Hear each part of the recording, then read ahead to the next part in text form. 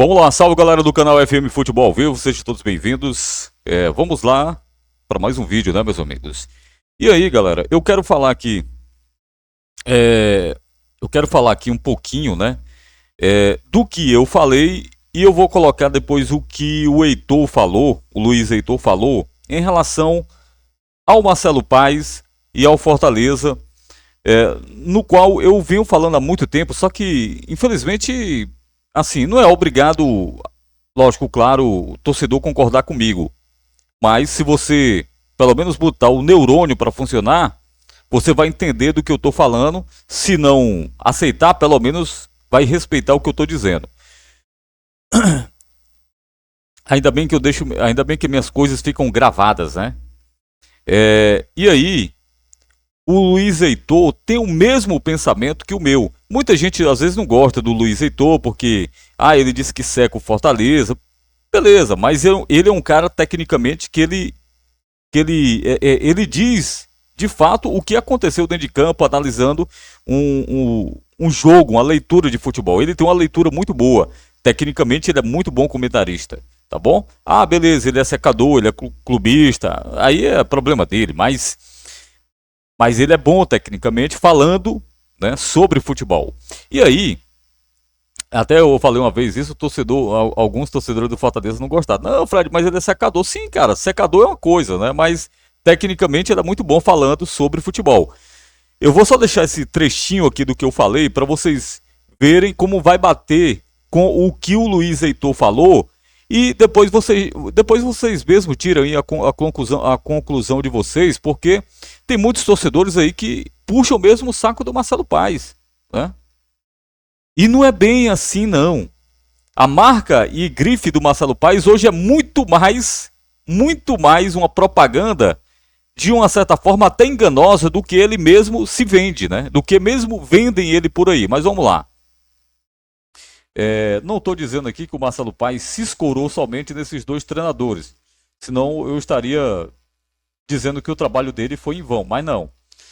Mas ele teve sorte, sim, o Marcelo Paes. Não estou dizendo aqui que ele não tem a sua competência, ele tem. Mas ele teve muita sorte em ter dois grandes treinadores que pegaram sempre time mequetrefes.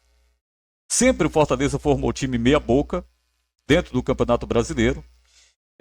E conseguiu, através dos seus treinadores, fazer com que o time jogasse dentro de campo, né? Pronto, então tá aí. Ainda bem que minhas coisas ficam gravadas, né? E aí, né? Eu falei que o Marcelo Paes teve a sorte, sim, de ter dois grandes treinadores, o Vojvoda e o Rogério Ceni. Teve sorte, sim, de ter esses dois grandes treinadores que pegaram times mequetrefe, mesmo time meia boca, e fizeram com que esses times ficassem ali dentro do Campeonato Brasileiro e não caíssem. E olha o que o Luiz Heitor falou aqui, ó. Vamos lá. O trabalho dele no Corinthians, né? Que assim, apesar dos feitos de Marcelo Paes no Fortaleza e tal, tudo que a gente já citou aqui, eu acho que a montagem, pra mim, tudo foi meio que superestimado, tá? Porque você olha pra montagem de elenco do Fortaleza, nenhum dos elencos que o Fortaleza montou me chamou a atenção pra falar, porra, esse time vai ser G4. Ó, nenhum dos elencos que o Fortaleza montou, pro Heitor, que analisa futebol, como eu também analiso, você enxergava que esse time ia brigar pelo G4. Em nenhum dos times que o Fortaleza montou foi para isso. Para quem entende de futebol, né, sabe do que eu tô falando, do que o Heitor tá falando. Esse time vai ser G5, em nenhum momento. Em nenhum momento. Sempre eram elencos ali limitados, de G12, G10, G15, G13, G14, mas acabou dando certo. Ponto. O que vale no futebol não é resultado, né? Lá em 2022, de 21 para 22, né, no caso, 21, o Fortaleza montou um elenco com os remanescentes do time que brigou para não cair até a última rodada, na temporada da pandemia. Contratou jogadores que caíram para a Série B naquela temporada, formou aquilo tudo, trouxe o Vojvoda, Fortaleza bateu quarta posição. Então, acho que além da competência de Marcelo Paes, sem dúvidas, tem muito elemento da sorte ali de ter achado um Vojvoda que conseguiu. Aí. Eu tô, assim, o que eu tô querendo dizer e que o torcedor entenda é isso. O Marcelo Paes teve essa grande sorte de ter encontrado um grande treinador como o Vojvoda, que sempre foi dado o treinador Vojvoda, jogadores meia boca. Sempre foi isso. Quando eu falei que o Rogério Ceni ele era muito chato, e ele é muito chato em contratações, o Marcelo Paes chegava com 10 nomes para ele, e ele dizia, não, eu quero esse daqui. Se você não me der esse aqui, eu não quero nenhum. Era mais ou menos assim a conversa que o Rogério Ceni tinha com o Paes, né? O Vojvoda não, e o Vojvoda sempre aceitou jogadores mequetrefe, e aí foi montando ali do seu jeito, e pela sua competência foi dando cara, o time foi fazendo com que o time permanecesse na primeira divisão. Conseguiu dar encaixe para tudo isso, e o Fortaleza conseguiu se destacar.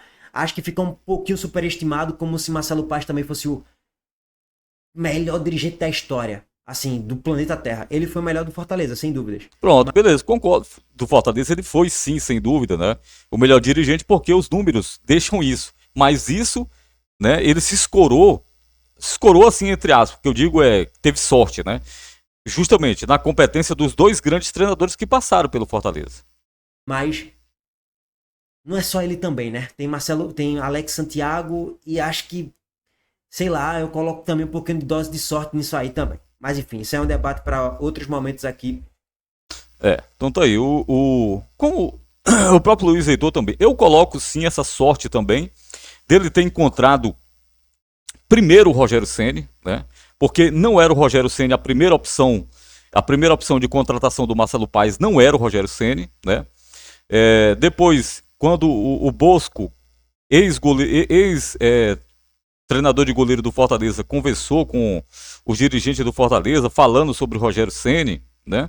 E aí depois a diretoria sentou para conversar com ele, depois o Marcelo Paes foi lá, acertou as bases e trouxe o Rogério Ceni, mas o primeiro nome não era Rogério Ceni. Talvez mudaria todo o percurso do Fortaleza se o Rogério Ceni não tivesse vindo para o Fortaleza. Porque eu sou grato lá, o Narigudo, né? Posso chamar o Rogério Ceni de Narigudo? Vão me boicotar igual o presidente do Flamengo, não, né? Pois é, o Narigudo do Rogério Ceni, até eu também não posso falar que meu nariz é quase do tamanho do Rogério. Mas o Narigudo do Rogério Ceni, cara, ele foi ingrato o Fortaleza? Foi ingrato. Saiu pelas portas dos fundos, igual o Marcelo Paes saiu hoje? Saiu. Mas ele deixou sim o seu legado lá de crescimento do Fortaleza. Isso a gente tem que ser grato. Mas ser grato é uma coisa. Agora você não poder criticar pela covardia que ele fez com o Fortaleza, que ele abandonou o Fortaleza nos vestiários, né, praticamente, né? Na concentração, abandonou o Fortaleza na concentração, eu acho isso uma tremenda covardia de um técnico de futebol.